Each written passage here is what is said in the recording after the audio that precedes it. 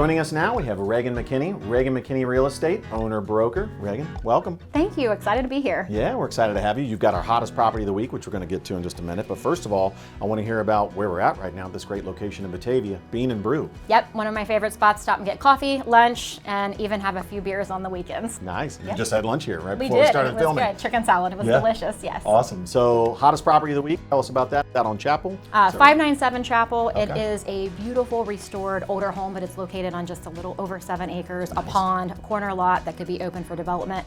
Lots and lots of opportunity, not just for single-family residents, but for development as well. Okay. Yes, listed at $585,000. It's in Amelia? Amelia, 597 Chapel Road. Okay, perfect. So east side of town, that tends to be where you operate most of your business, right? Mm-hmm. Which is a heck of a growth area, I guess, here, right?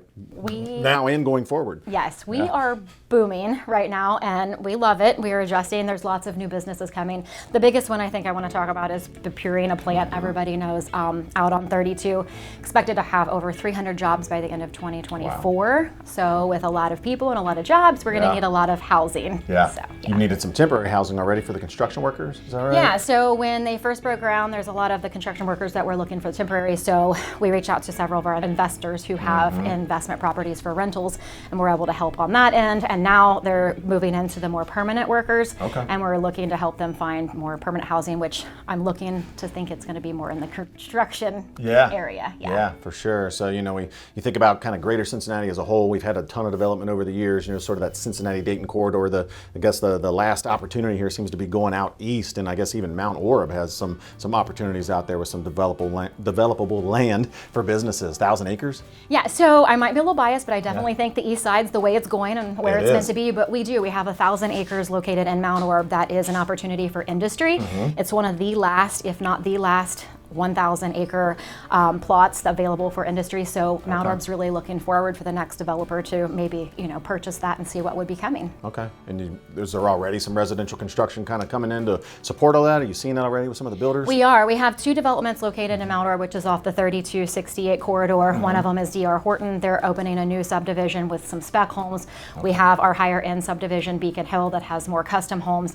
And then there's another development on Willis Point that has new construction as well. So lots of new construction as inventory is still pretty short. Yeah. So we're seeing a lot of contractors jumping in and getting on the new construction to support the housing. Okay, perfect. Yeah, because that was going to be my next question. Lead in would be, are you seeing the same challenges that we're having more, downtown Cincinnati proper, especially on the lower price points for first-time buyers? You have some inventory challenges there as well? Yeah, we have a really big shortage of inventory, and even with the interest rates went up a little, we're still seeing there's more people that are willing to buy than there are houses for sale, so that's definitely still keeping the price points up, even with the higher interest rates. So we're not slowing down right now, and I think the way to go is new construction. Yep, it definitely is. And for folks that are waiting to buy right now, one of the things we've been talking to them about is, rates are looking like they're going to drop a little bit, but for every 1% drop in rate, you have 5 million more buyers coming to the market. So if you qualify now, you might want to buy now and then refi later. What other tips might you have on the selling side of the equation right now? So on the selling side, we just want to set the expectation with our sellers that the days on market are a little bit longer. Even with the shortage of inventory, sellers have the expectation of where we were a couple years ago when things were going way over list price. In a day.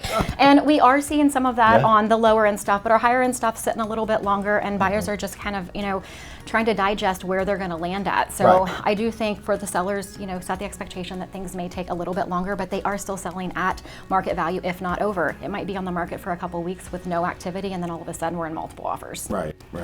So it's an expectation business, as yes, always. it is. Yes. Yeah. Well, thank you so much for being on. Thanks for having me. You bet.